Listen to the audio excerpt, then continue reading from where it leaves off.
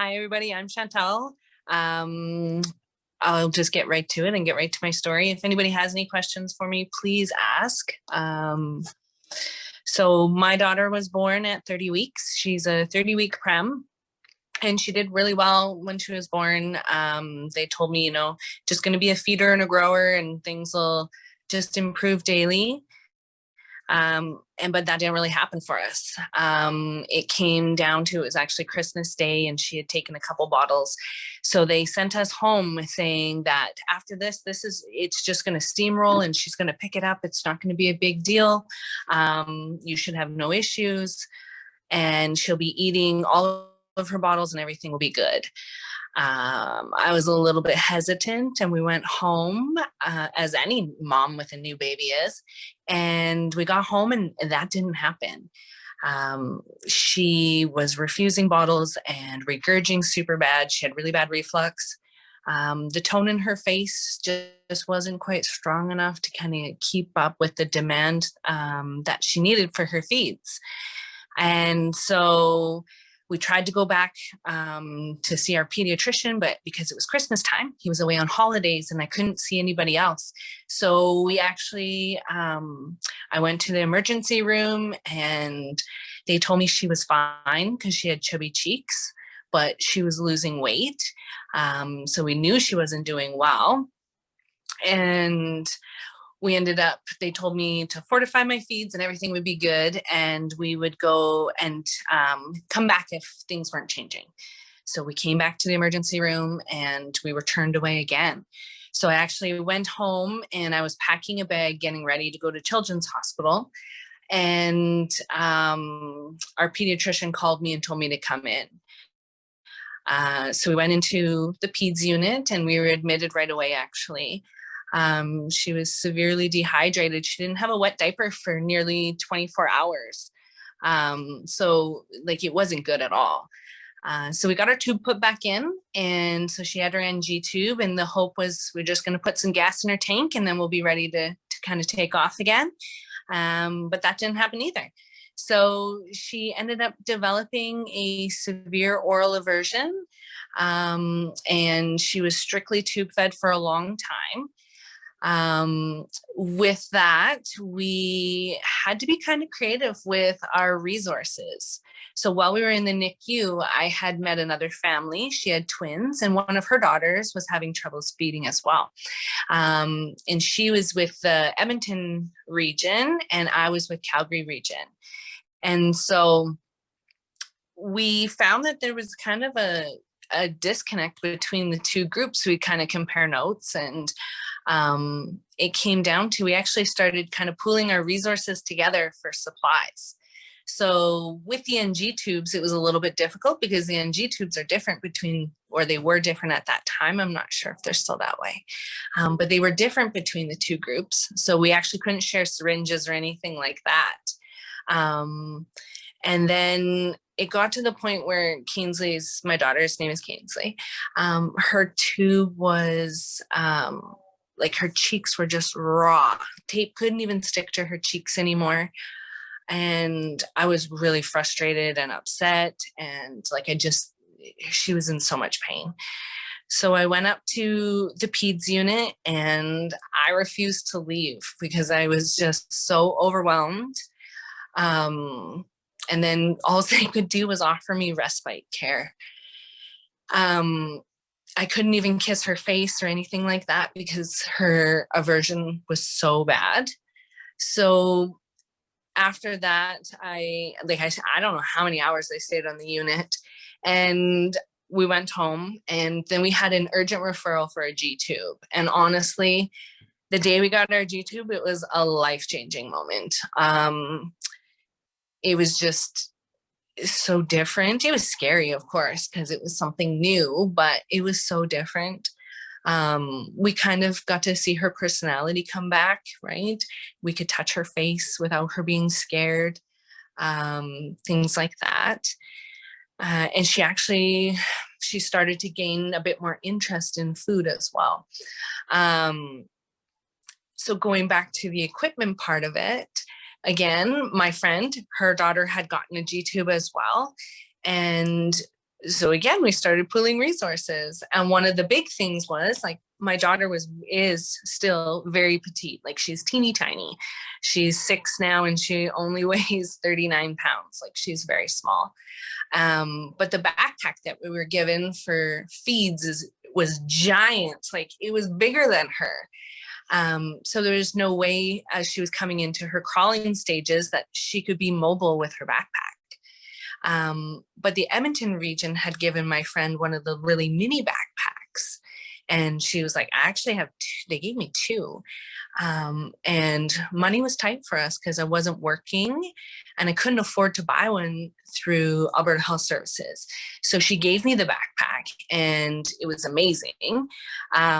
It really changed things for us because we were able to, like, she was able to be more mobile. We didn't have to follow her around with this giant backpack that she couldn't wear. And same thing with like feeding bags. We found there was such a big disconnect where the Calgary region would only allow so many syringes and so many bags, but the Edmonton region would allow completely different numbers. So we really did pool our resources together. And then even, I guess I kind of had a stockpile. You learn to build up a stockpile in your closet. And so another friend of mine, her son ended up needing to get a G-tube and he had a peg, and the adapters on the end of the peg, they stretch out so fast. And so she couldn't get the adapter to stick into the end of the peg for his feeds and was feeding his bed and was feeling really frustrated and overwhelmed. And I was like, I actually have some of those in my closet right now. Like, I'll bring them over to you right now. And she was just so thankful. And I don't know, like just being able to have those resources on hand is really, really important. It really it helps with the stress of the whole situation. You know, you're kind of thrown into having a kiddo with these needs and feeding them in a different way. So I don't know, just being able to have those resources on hand was super important. So I guess like the biggest thing that I could say was maybe having a little bit of leeway, I guess, with some of the supplies, if that makes sense. I'm not sure. And then the other thing I wanted to say, once we got to the point where we were starting to really try and get Kingsley into her oral feeding, a lot of the tools that are recommended were really hard for us to find. So whether it be the vibrating tools for like the oral stimulation, even the P's and Q's, like I had to really hunt to find those in my community. There was no place around town that I could go and find that. And so when I was mentioning that to Vanessa, she said, well, have you seen the website? And I was like, no. So I logged right on when I was talking to her, and that is amazing. Seriously, to have everything in one location instead of hunting to try and find things, whether it be on Amazon or feeding websites on the internet or even in my community. So like, amazing. I love that you guys have done that. Super, super thankful actually that you guys have done that. It'll really make things a lot easier for families going forward. Anybody have any questions? I just wanted to thank Chantelle. Actually, you raised a lot of really good points. And one of the real goals of the whole Peace project was to align better with Calgary and Edmonton as far as supplies and our programs. It has taken a while, I will be honest, and we're still, working on some of our finalized lists and stuff like that. But you certainly, we've always kind of known families, the pooling of resources, and that is, we know that's it's a good community of a network, obviously, that families build, and that's almost an informal network that happens. And having that parent connectivity, I think, is so important. Certainly, we'd like to be able to obviously provide families with the supplies that they need. That's obviously the goal. standardizing some of the equipment and stuff like that, I think will help. But then you raise a good point